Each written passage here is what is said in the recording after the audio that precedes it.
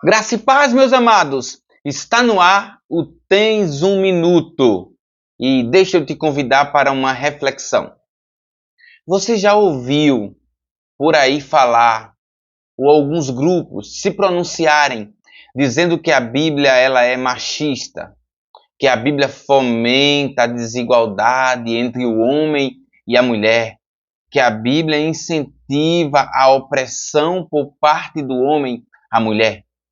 Existem alguns grupos por aí, isso minoria, grupos progressistas que incentivam, que dizem que a Bíblia dá respaldo para esse tipo de problema que eu apresentei aqui agora.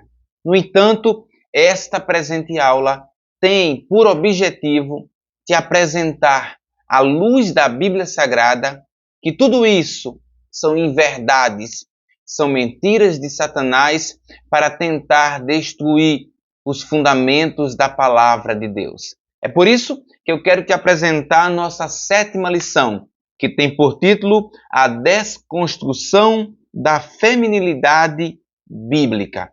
Então, meu querido, com base nesse tema e em vários outros textos, nós iremos, nesse instante, abordar e meditarmos sobre o que a Bíblia diz sobre a mulher. E você verá que não é nada disso que esses grupos têm falado. Pelo contrário, a Bíblia incentiva o amor e a entrega por parte do marido à sua esposa. Fica comigo, porque depois da vinheta tem muita coisa boa pra gente. Roda a vinheta.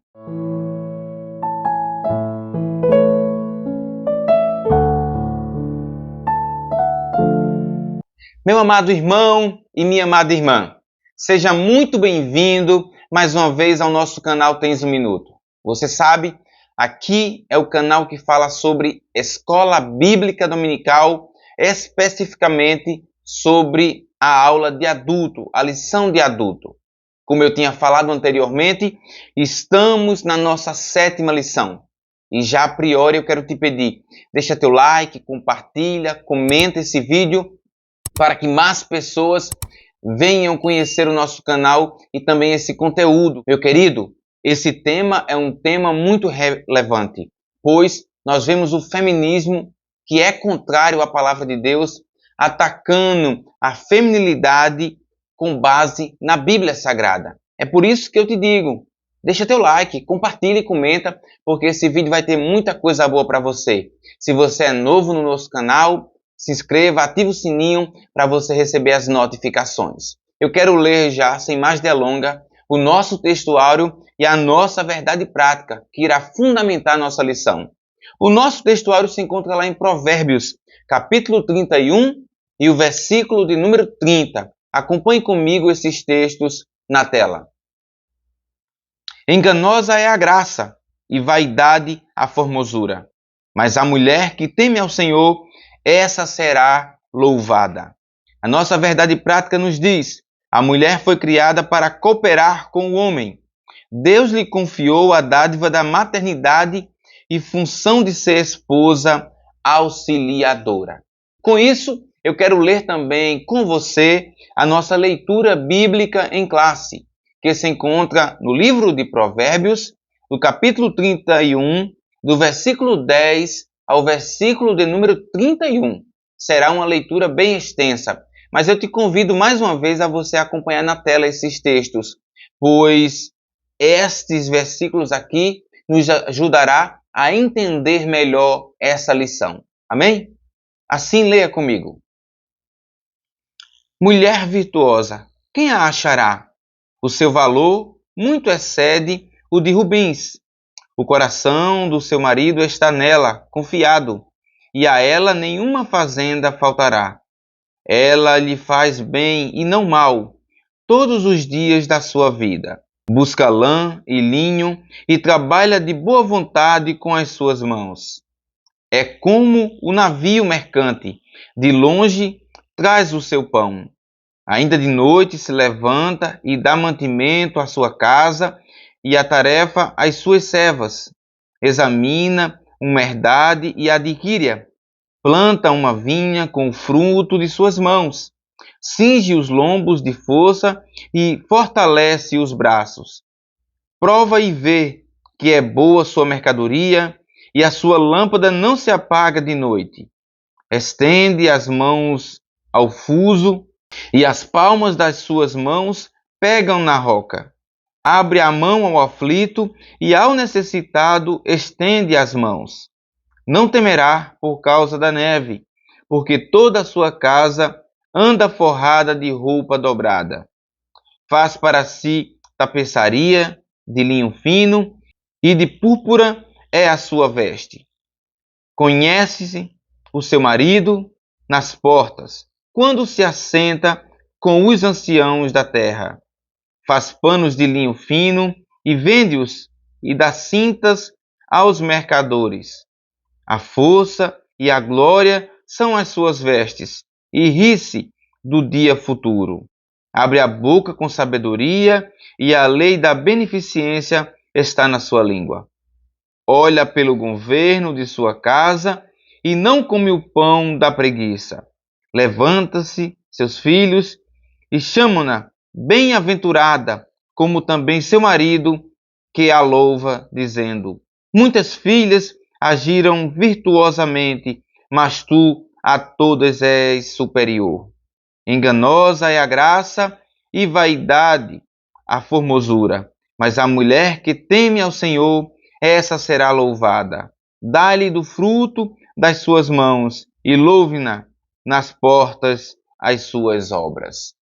Tendo lido, meu amado, com você o nosso textuário, verdade prática e leitura bíblica em classe, eu quero te apresentar a palavra-chave. E a palavra-chave significa feminilidade. Veja o significado dessa palavra pelos dicionaristas. O significado da palavra feminilidade é esse: característica, particularidade ou estado particular da mulher, comportamento feminino, feminidade, designação do sexo feminino. Essa é a palavra feminilidade e seu significado. Eu gostaria que você não confundisse feminilidade com feminismo, que nós veremos mais à frente. Quando eu tocar no assunto do feminismo, eu voltarei mais uma vez ao significado de feminilidade para que não haja nenhuma dúvida para você, professor, e também você, aluno. Com isso, vamos para a nossa introdução e os nossos tópicos. Meu amado irmão, para tocarmos nesse assunto sobre feminilidade, nós precisamos destacar alguns pontos e tirar algumas dúvidas a priori. O primeiro ponto que eu quero destacar para você é que em momento algum, como eu falei na introdução, a palavra de Deus incentiva o machismo. Um outro ponto aqui que eu destaco é que, às vezes, ao longo da Bíblia Sagrada, alguns pontos de forma isolada é pego para dizer que a Bíblia está incentivando o machismo. Ora, preciso falar que a Bíblia tem o seu relato histórico e Deus, em momento algum, quando passou para esses homens, instruído, inspirado por Deus para escreverem, pediu para eles serem omissos acerca da história. Eu explico aqui. Por exemplo, Davi foi um grande rei em Israel, mas ele pecou e pecou gravemente, como você sabe. Ora, se fossem alguns livros que nós temos por aí, tendenciosos, não tinha colocado o erro de Davi, para não sujar a história belíssima de Davi. No entanto, a palavra de Deus não esconde o erro de Davi e nem tampouco o castigo que ele recebe por ter pecado. Por que eu digo isso? Porque, às vezes, de forma isolada, os grupos feministas e outros grupos progressistas pegam alguma parte da história que foi contada na Bíblia de algum homem que agiu de forma grosseira e quer dizer que a Bíblia dá respaldo ao machismo, à agressão e à opressão. Mas se você analisar a palavra de Deus de forma honesta, sendo você cristão ou não, você perceberá que em momento algum Deus incentiva esse tipo de comportamento.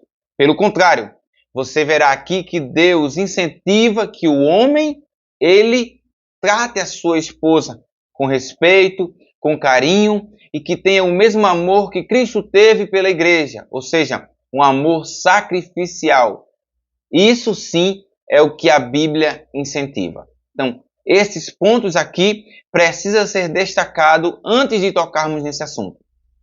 Um outro ponto que nós vamos analisar daqui a pouco aqui é que a Bíblia Sagrada em momento nenhum diz que o homem é superior à mulher, ou seja, que a mulher é inferior ao homem, de modo algum.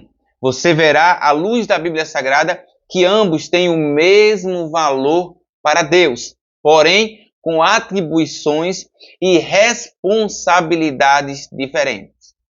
O problema aqui é que esses grupos progressistas, esses grupos feministas querem assumir a responsabilidade que Deus deu ao homem. E então há esse conflito de responsabilidade. E eu digo a priori aqui a você que me escuta, que toda vez que o homem e a mulher não entendem o propósito de Deus para o casal, há conflito. Mas toda vez que eles olham para a Bíblia Sagrada e se baseiam na palavra de Deus para fundamentar o seu casamento, não há por que ter conflito, porque cada um entende qual foi o propósito de Deus para a sua vida, na sua casa, no seu lar e na sociedade. Tendo dito isto para você, à guisa de introdução, eu quero apresentar o nosso primeiro tópico. E o nosso primeiro tópico tem por título Feminilidade, mais uma vez, feminilidade bíblica. Está dividido em 3 subtópicos. O primeiro, a criação divina da mulher. Segundo, a bênção da maternidade. E terceiro, a mulher como auxiliadora. Meu amado, quando nós olhamos para a criação divina da mulher, nós percebemos que a mulher fora criada, a mulher e o homem, à imagem de Deus. Ou seja, eles foram dotados de conhecimento, foram dotados de emoções, têm um raciocínio. Isso é um ponto importante. Quando nós olhamos para a criação do homem e da mulher por Deus, logo percebemos que não há nenhuma superioridade de um para o outro. Não. O único ponto a que se destacar é que Adão veio primeiro do que Eva, mas o fato de Adão ter vindo antes de Eva não torna ele superior. Deus dá a ele a responsabilidade de liderança no seu lar. E liderança não significa opressão. Não é isso, ok? Eu quero destacar alguns textos para você para começarmos aqui nossa lição. Gênesis, capítulo 1 e o versículo 27 é aquele texto que nós lemos na lição anterior. E criou Deus o homem, a sua imagem. A imagem de Deus o criou, macho e fêmea os criou. Primeiro ponto. O segundo ponto que nós destacamos aqui é que quando Deus cria o homem, ele diz, olha, não é bom que o homem esteja só.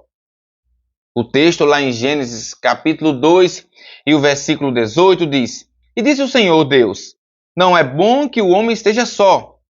Far-lhe-ei uma adjuntora que esteja como diante dele. Ora, aqui o texto diz que Deus está criando uma escrava. Que Deus está criando uma empregada. Não. Aqui o texto diz que Deus está criando uma adjuntora, uma mulher que vai ajudar ele. Por quê? Deus não ia colocar um animal para ser o pai de Adão. Não. Deus criou alguém com entendimento, intelecto, vontades, assim como Adão, ou seja, para que se completassem. Por mais que eles sejam diferentes em vários aspectos, essas diferenças, quando unidas, se completam. E Deus é perfeito nessa criação do macho, da fêmea, do homem e da mulher. Então veja que Deus faz essa mulher para ajudar, auxiliar. E aqui nesse ponto de auxiliar, de adjuntora, não é uma ajuda como se fosse uma opressão, como o feminismo prega. Não, não é isso. E sim, com muito amor, com muito carinho e muito respeito. Esse é o primeiro ponto que eu destaco para você. O autor da revista vai nos dizer, no ato criativo, a imagem divina foi distribuída sem distinção entre eles, fazendo-os, mais uma vez, iguais diante do Altíssimo. Adão e Eva foram criados iguais em personalidade, valor, honra e respeito. Mais uma vez, Adão e Eva foram criados iguais em personalidade, valor, honra e respeito. Mais uma vez, a Bíblia não fomenta desigualdade. A Bíblia não fomenta o desrespeito. Pelo contrário, como você viu aqui, a Bíblia é contrária a esse tipo de atitude por parte do homem. A Bíblia, mais uma vez, não apoia nenhum tipo de machismo. Porém, essa igualdade não quer dizer uniformidade de papéis. É como eu falei para você, não pode o homem atropelar o papel da mulher que Deus estabeleceu, nem a mulher atropelar o papel que Deus deu para o homem. Ambos têm que se respeitar e juntos fazerem uma família unidas para a honra e glória do Senhor. A Bíblia ensina a igualdade de ambos, mas também deixa claro as funções distintas de cada um. Veja que coisa maravilhosa.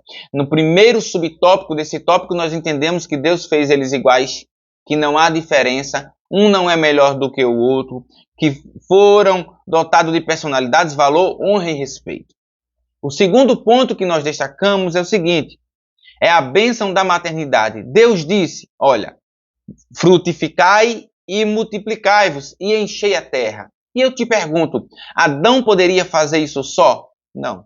Por isso que Deus dá a ele Eva, para que nesse complemento, nessa harmonia, então eles pudessem, a partir dessa união, terem filhos e assim frutificar e multiplicar e encher a terra.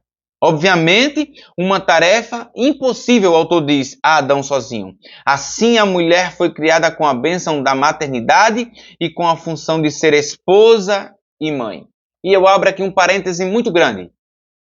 Você percebe que isso era tão levado a sério no meio judaico, que o ventre para o povo judaico era sagrado. Ou seja, toda aquela concepção, tudo aquilo ali, para a mulher judaica era um presente de Deus. É tanto que quando a mulher era estéril, era tido como se fosse uma maldição da parte de Deus para com aquela mulher. Porque a bênção era ter filho. E ainda é bênção ter filho.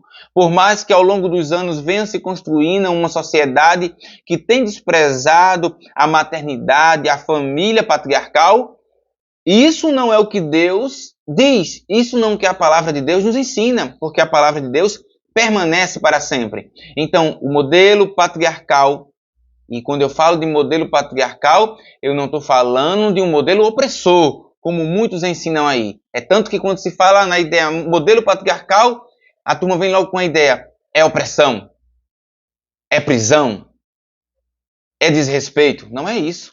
A Bíblia não incentiva. Se há modelo patriarcal que age dessa forma, age não consoante a palavra de Deus, mas age por sua vontade própria. Porque a palavra de Deus, mais uma vez, não ensina esse tipo de coisa. Meu amado irmão, você percebe outra coisa importante? Que quando a mulher é estéril, como você viu, Sara, Rebeca, Raquel, você vê também a esposa de Manoá, você percebe isso também em Ana, né? Porque a mãe de Sansão também era estéril. Então, nesses contextos aí dessas mulheres estéreis, Deus vem e faz um milagre acontecer, abrindo a madre delas e fazendo elas florescer. Ou seja, Deus o abençoou e fez algo extraordinário no ventre daquelas mulheres. E elas se sentiram muito abençoadas, muito gratas. Você percebe que Ana faz um louvor a Deus por Deus ter aberto a madre dela. Diferente da nossa atualidade, que as mulheres têm rejeitado a maternidade. Lá não, nesse contexto a qual está falando, era momento de muita alegria e gratidão a Deus. Então veja, a mulher aqui também tem a outra função importante, ajudar esse homem a povoar a terra. E aí, ser a mãe de casa, ser a esposa, aquela que vai administrar o seu lar e também administrar os seus filhos. Coisa maravilhosa, no entanto, que o feminismo tem pregado para que fuja disso, que saia disso, porque a mulher ser dona de casa, a mulher cuidar dos seus filhos, é uma opressão, é uma coisa muito ruim. É uma coisa que já é ultrapassado para a nossa atualidade. Mas isso, meu querido, é ensinamento diabólico. Porque a palavra de Deus, mais uma vez, não ensina isso. O terceiro subtópico diz a mulher como auxiliadora. Olha aí. A mulher como auxiliadora. E não, olhe bem, e não como uma escrava. E é interessante aqui que as mulheres que promovem esse tipo de movimento contra a palavra de Deus e em desconstrução da feminilidade bíblica, diz que esse tipo de auxílio é algo negativo. No entanto, deixa eu falar uma coisa, Deus, ele é o nosso auxílio. Veja, isso não é uma coisa ruim. Se o nosso Deus é o nosso auxílio, então você ser o auxílio para o seu esposo é algo maravilhoso. Porque lembre-se, o teu Deus é o nosso auxílio. E você não pode ver esse auxílio como algo ruim, como se tem ensinado e pregado por aí para os jovens e adolescentes nas universidades. Isso é um ensino deturpado para tentar desconstruir as verdades bíblicas. Mas em nome de Jesus, você tem aprendido aqui para que isso não venha lhe convencer, mas para quando bater na tua porta, você tem embasamento bíblico para vencer essas afrontas de Satanás. 1 Coríntios, capítulo 11, o verso 9 diz: porque também o varão não foi criado por causa da mulher, mas a mulher por causa do varão. Há uma união, há uma coinonia. Um precisa do outro, um necessita do outro. E nesses outros tipos de movimento, há uma independência total da mulher. E diz que a mulher não necessita do homem. Mas você percebe que desde o momento da criação, Deus fez ambos para um completar o outro e assim formarem uma família. Então, esse modelo pregado na nossa pós-modernidade e que já vem se arrastando desde do período da modernidade é um modelo, mais uma vez, de desconstrução das verdades bíblicas, de tentativa, né, pelo menos, mas que não tem dado certo, porque nós, cristãos ortodoxos, temos prevalecido contra esse tipo de ensino. Meu querido, com isso, eu quero te convidar a nós irmos para o nosso segundo tópico. Meus queridos, o nosso segundo tópico tem por título a desconstrução da feminilidade. Está dividido também em 3 subtópicos, a saber, o ativismo feminista, segundo, a liberdade sexual e terceiro, ataques à família tradicional. Pois bem, do século XVIII para o século XIX, na Europa, começa a primeira onda do ativismo feminista. E eu quero lhe dizer o seguinte, a priori, o que elas estavam pedindo, nós também apoiamos. Porque qual era? O direito de voto, o direito para trabalho, igualdades salariais que até hoje muitas mulheres lutam, né? Trabalham na mesma função e recebem menos. Então, as causas ali no começo eram causas que nós apoiamos. Ora, nós somos cristãos, mas apoiamos que a mulher receba, se trabalha na mesma função, o mesmo dinheiro que o homem. Que ela tenha oportunidade no trabalho igual o homem. Que ela também tenha o direito de votar. Então, você percebe que o movimento de forma inicial parece ter ideias boas. No entanto, meu querido, a segunda leva foi se misturando com o marxismo, com o liberalismo, com o progressismo, e então começou a introduzir novas ideias. Então passa ali após a Revolução Francesa, aí começa a pegar aquelas ideias da Revolução de 1950, 1960, e vai descendo ali com a Revolução Sexual, e então começam agora, fora esses pedidos, a introduzir outros pedidos, tais como legalização do aborto, a legalização do corpo para fazer o que quiser, como quiser, também a liberdade sexual, e foi se aprofundando e cada vez mais tomando rumos muito distantes, muito distintos daquele do começo. Você começa a perceber, e aí eu destaco uma ativista muito conhecida no mundo, que é Simone de Beauvoir. A Simone, ela vem com a regra de que não se nasce mulher, se torna mulher. E quando nós olhamos para essa frase, não se nasce mulher, se torna mulher, nós vemos claramente um ataque direto à palavra de Deus. Porque como você leu lá na Gênesis comigo, Deus fez macho e fêmea. Não há, entretanto, não há nenhuma dúvida. Deus não deixa dúvida nisso. Mas o que ela está falando é o seguinte, que é através da construção social que essa pessoa se torna uma mulher. Então ela não nasce, mas ela se torna. E isso abriu brecha e grandes espaços para os movimentos LGBTQIA+. Por quê? Porque se parte da ideia também de que o homem ele não nasce homem, ele se torna homem. E na ideia de você não nascer, se tornar, os movimentos encontraram abrigo para as suas ideologias.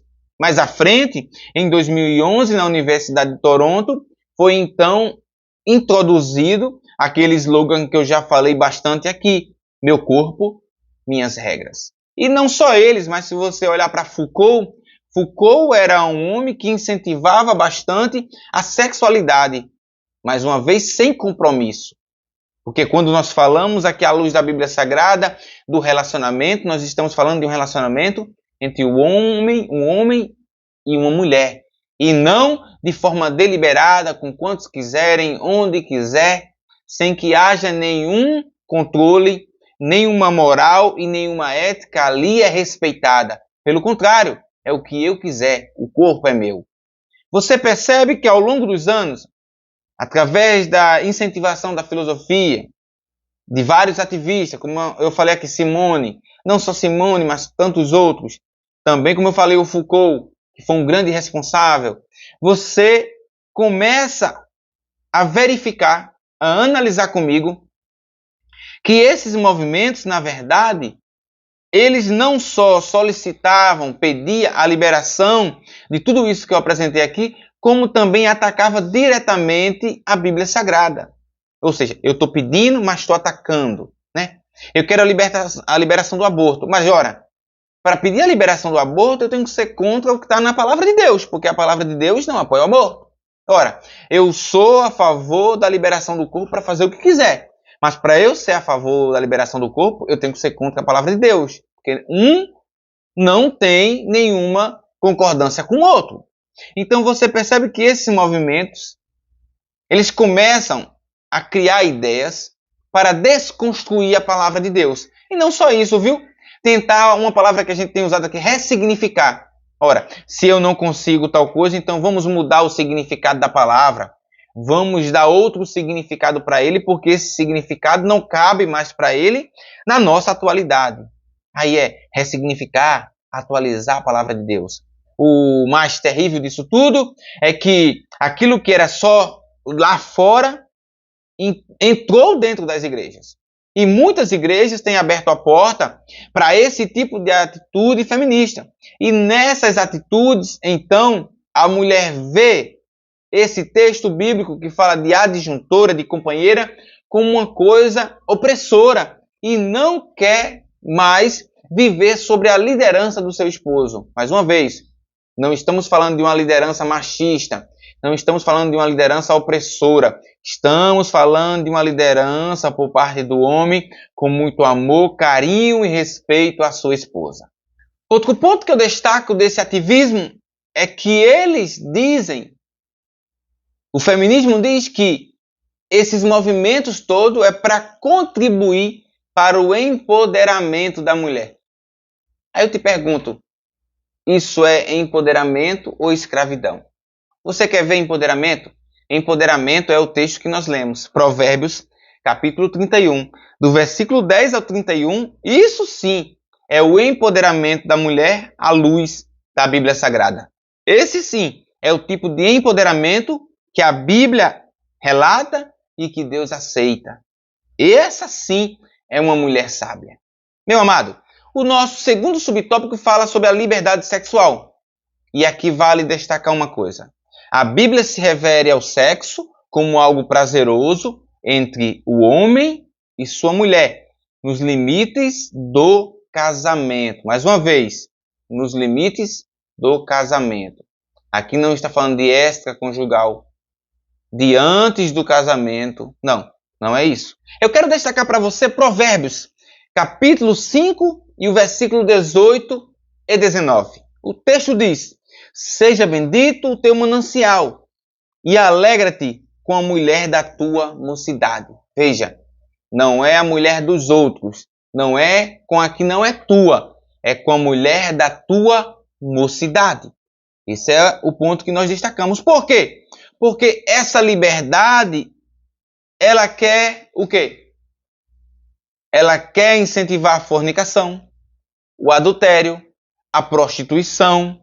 Ela incentiva a iniciação sexual precoce. É por isso que nós vemos hoje muitas crianças, muitos adolescentes, muitos pré-adolescentes já ativos, fazendo por aí sexo sem compromisso algum, sem temer a Deus. E muito disso vem das músicas, vem dos livros, vem das novelas, vem das séries que eles têm assistido, que incentiva esse tipo de coisa. Aí depois você percebe que por causa dessa falta de compromisso, por causa de estar fazendo sexo de forma precoce e sem nenhum cuidado, vem a gravidez. E com a gravidez, então, vem o incentivo do feminismo e de grupo progressista para o aborto. Ora, em vez de incentivar esses jovens a crescer no temor do Senhor, a se casarem e terem filho no momento correto, para acabarem com o problema, eles criam e querem legalizar o aborto. Veja, incentiva o sexo precoce e incentiva o aborto. Você percebe que duas coisas que é contrária à palavra de Deus, que é pecado quando nós olhamos para a Bíblia Sagrada, mas que infelizmente isso tem sido pregado, tem sido ensinado, e eu digo aqui para você, pai e mãe, que tenha muito cuidado com seus filhos, com o que ele tem assistido, lido, com quem ele tem andado, com quem ela tem andado, para não estar sendo incentivado por esse tipo de doutrinação. Porque de uma coisa é certa, depois que essa pessoa, essa moça, esse jovem é convencido, para você tirar isso da cabeça dele e dela é um problemão e tanto. Então, vigie pai e vigie mãe. Eu destaco para você também 1 Coríntios, capítulo 7, versículo 3 e 5. Depois você leia em casa com maior cuidado e com atenção, pois esse texto é maravilhoso. Meu amado irmão, não só incentiva a fornicação, não só incentiva o adultério, a prostituição, a iniciação sexual precoce, como também a homossexualidade. Então você vê que essa liberdade sexual não é a liberdade, é uma libertinagem.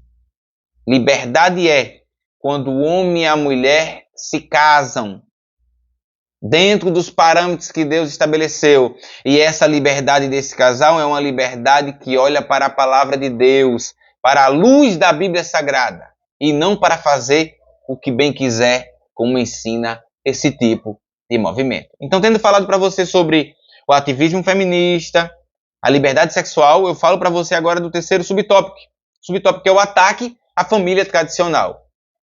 Eu tenho falado para você que os movimentos de 1960 na França e outros movimentos pelo mundo incentiva e tem incentivado até hoje a ruptura, a desconstrução do modelo patriarcal, que é o modelo de família tradicional estabelecido por Deus. Por quê? Porque a palavra de Deus nos ensina que o casamento ele deve ser monogâmico. O que é monogâmico, Otoniel? Entre um homem e uma mulher. Heterossexual, homem e mulher. E indissolúvel, ou seja, para todo sempre. Quando eu falo monogâmico aqui, é porque existe a poligamia, ou seja, os movimentos de 1960 e posterior, que vem junto com esse liberalismo, com esses movimentos feministas e com outros movimentos terríveis, incentiva que o homem ou a mulher pode ter quantos quiserem. Entendeu? Ou seja, o homem pode ter duas mulheres, ou a mulher ter dois maridos. Não, não é isso. A Bíblia não incentiva a Dona Flor e seus dois maridos. Não. Isso é coisa de filme, de novela. A palavra de Deus ensina que um só homem, uma só mulher, formando-se uma família entre macho e fêmea, e que é para sempre. Esse é o modelo estabelecido por Deus. Só que esse modelo contraria os movimentos, e esses movimentos então atacam a palavra de Deus. E dentro desse modelo, mais uma vez, o homem é o líder da família. Efésios capítulo 5 e o verso 23, que eu destaco para você, diz: porque o marido é a cabeça da mulher, como também Cristo é a cabeça da igreja, sendo ele próprio o salvador do corpo. Veja bem, que há uma sequência lógica aqui, e essa sequência é ensinada por Deus. Mais uma vez, aqui eu destaco outro ponto interessante. Nesse sentido, o autor da revista diz: a visão marxista é de desconstrução da família tradicional e promoção da liberdade sexual e dissolução do matrimônio. Esse conceito exerce forte influência no movimento feminista. Desse modo, o ativismo radical rejeita a maternidade, faz apologia ao aborto, considera ofensivo o papel da mulher como auxiliadora, enaltece a lascívia e engaja-se em uma luta de gênero contra os homens. Veja como é danoso o feminismo. Você lembra que no começo eu falei, ia lembrar para você sobre feminilidade. Feminilidade é a característica, particularidade ou estado particular da mulher.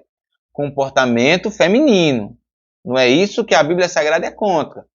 A Bíblia Sagrada é contra o feminismo, que o feminismo ataca diretamente a palavra de Deus, tentando desconstruir os valores que Deus estabeleceu para a mulher. Ora, veja que coisa contraditória. O movimento feminista diz que elas são a favor da mulher, que elas estão em defesa da mulher. Mas quando olhamos para o movimento feminista e a palavra de Deus nos mostra claramente que é a palavra de Deus que está a favor e que apoia e incentiva a mulher, e não os movimentos feministas. Pois os movimentos feministas, pelo contrário, tentam desconstruir o valor, a honra e a dignidade da mulher. Mas Deus, através da sua palavra, pelo contrário, diz: olha, honra, agradece, seja gentil, seja amoroso, respeitoso e haja como Jesus, com um amor sacrificial, ou seja, de sacrifício. Eu te pergunto, se o marido, ele serve a Deus, ele teme a Deus, ele vive uma vida para Deus, logo o seu relacionamento com sua esposa vai ser um relacionamento como o de Cristo com a igreja, sacrificial. Meu querido, aonde é que está o machismo aí? Onde é que está a opressão aí? Pelo contrário, vai ter muito amor e muita entrega, assim como Cristo teve para com a sua igreja. Com isso, deixa teu like mais uma vez, curte, se inscreve no canal, hein? Não termine esse vídeo sem se inscrever no nosso canal nem ativar o sininho. E vamos para o nosso terceiro e último tópico. O nosso terceiro tópico nos diz: mulher virtuosa, símbolo bíblico de feminilidade. Eu vou repetir para você esse tópico. Mulher virtuosa, símbolo bíblico de feminilidade.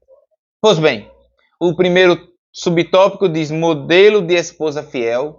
O segundo, padrão de mãe amorosa. E terceiro, exemplo de administradora e empreendedora. O nosso primeiro subtópico fala sobre a mulher virtuosa é de estimável valor. Como você leu, Provérbios capítulo 31 e o verso 10 diz: mulher virtuosa, quem a achará? O seu valor muito excede ao de rubins. Você vê que aqui a palavra de Deus compara essa mulher a uma pedra preciosa. O esposo que a tem, ele deve olhar para ela como algo de valor inestimável, dado por Deus a ela. E esse marido, ele deve ter o seu coração nessa sua esposa e confiar nela. Por quê? Porque foi Deus que o deu para cuidar dele, para cuidar dos seus filhos e para cuidar da sua casa. Mais uma vez, aqui não está num patamar um mais elevado do que o outro, mas ambos, lado a lado, levando a sua família em direção a vontade de Deus. Cada um com as suas funções e honrando e exaltando ao Criador da vida. Meu querido, veja que interessante. E revela tal confiança do esposo à sua mulher. Ou seja, ela é uma mulher que passa confiança para o seu esposo. Você percebe aí que quantos maridos na atualidade não enchem a casa de câmera, vai para o trabalho, vai para longe, mas está olhando o que a esposa está fazendo, está monitorando para não ser traído, com medo, né? Vou usar uma palavra aqui de ser chifrado, estou usando uma palavra bem popular aqui. Mas isso é a nossa atualidade, que nós precisamos tratar nessa lição com transparência. Vivemos em uma geração de desconfiança, que o homem não confia na mulher e a mulher não confia no homem. Mas o homem que escolhe a sua esposa à luz da Bíblia Sagrada e a mulher que escolhe o seu esposo à luz da Bíblia Sagrada, o tratamento dele deve ser esse. Ela é um presente, algo precioso de Deus para mim. E eu vou depositar o meu coração a ela porque ela é de confiança. Por que ela é de confiança? Porque a conduta dela de esposa é uma conduta ilibada. É uma conduta, como, Otoniel? De lealdade conjugal, pureza sexual, administração do lar e das finanças. Mais uma vez, quando ele olha para a esposa, ele vê esses atributos de lealdade conjugal, pureza sexual, administração do lar e das finanças. Ela não é uma mulher estragada. Ela não é uma mulher que gasta o dinheiro do marido que ele suou tanto à toa. Mas ela sabe como organizar o lar, a casa, a família, a finança, pelos padrões da palavra de Deus. Esse é o primeiro ponto. Modelo de esposa fiel. E o autor da revista diz, ela lhe proporciona contínuo bem-estar. É uma mulher confiável e não instável. Suas ações inspiram a indispensável confiança que faz de seu marido um homem bem-sucedido. É por isso que tem aquela frase, né? Por trás de um grande homem de sucesso, há uma grande mulher. E nesse contexto, essa mulher contribui. Mais uma vez, você percebe, colabora, é uma adjuntora para o sucesso dele. Porque ele crescendo, ela cresce junto. Não há individualidade, mas sim um companheirismo. Se ela está bem, eu estou bem. Se eu estou bem, ela está bem.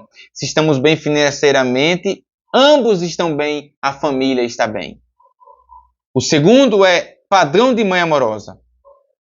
Nesse contexto aqui, como eu falei, Provérbios 31, do 10 ao 31, que eu disse a você, esse é o padrão de empoderamento da mulher à luz da Bíblia Sagrada. O texto diz que ela levanta cedo para fazer o mantimento da sua casa, para dar o alimento aos seus filhos, para abastecer ali, né, quem trabalha. Ela acorda a serva para fazer a comida. Você percebe que é uma mulher cuidadosa, que nos detalhes ela cuida, ela sabe da sua responsabilidade. Ninguém precisa estar mandando ela fazer algo, né? Vivemos em uma geração de esposas assim, que o homem chega em casa do trabalho, não tem alimento, a comida não está feita, a casa está suja, ela assistindo uma novela, assistindo uma série. Mas isso não é um modelo de mulher sábia, de mulher com padrões bíblicos. Pelo contrário, de mulher relaxada que a Bíblia não incentiva. A Bíblia incentiva esse modelo que eu estou apresentando aqui. Uma mulher responsável, uma mulher cuidadosa, uma mulher que nos mínimos detalhes sabe de sua responsabilidade e do que o marido e sua família está precisando. Ela conhece o seu lar. Você percebe que essa mãe, ela cuida dos seus filhos nos mínimos detalhes. O autor da revista diz que ela veste seus filhos adequadamente, seja para o frio, seja para o calor.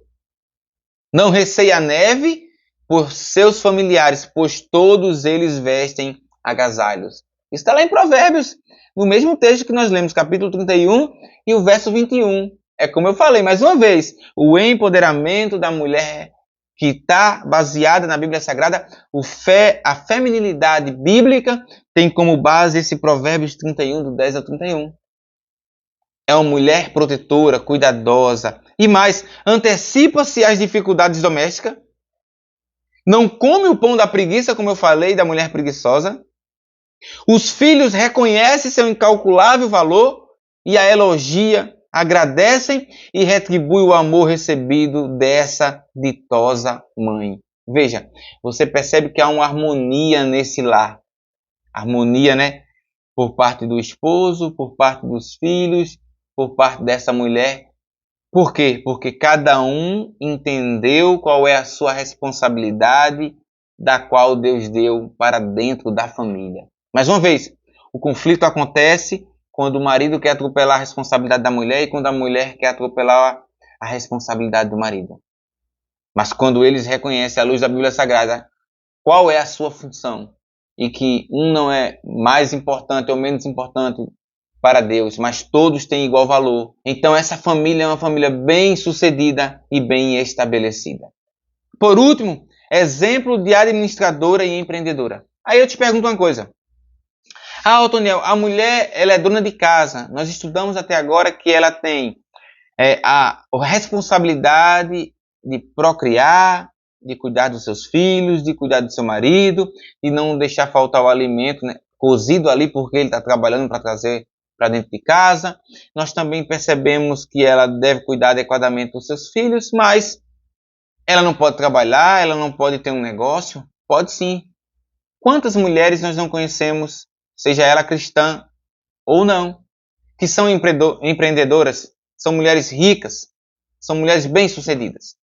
Eu não estou dizendo aqui que a mulher não deve ter o seu negócio, que a mulher não deve trabalhar.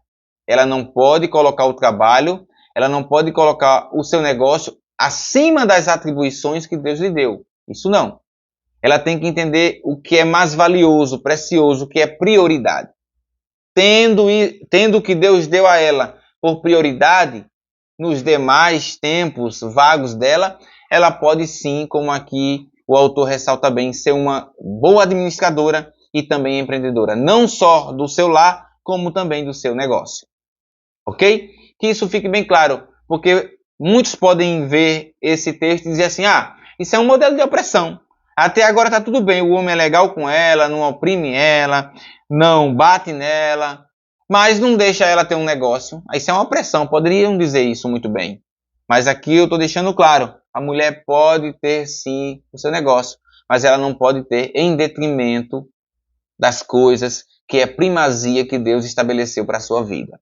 Que isso seja feito com ordem e decência. Isso vale tanto para a mulher quanto também para o homem. Ele não pode pegar os seus negócios, o seu trabalho e colocar acima daquilo que Deus estabeleceu para ele, como responsabilidade. Amém? Que tudo que façamos com ordem e decência, porque tudo tende que nós façamos, pelo menos nós cristãos, precisamos fazer para glorificar o nome do Senhor. Tendo dito isso, eu quero agradecer a Deus por mais essa aula maravilhosa. Que isso fique bem claro aqui na mente de todos nós.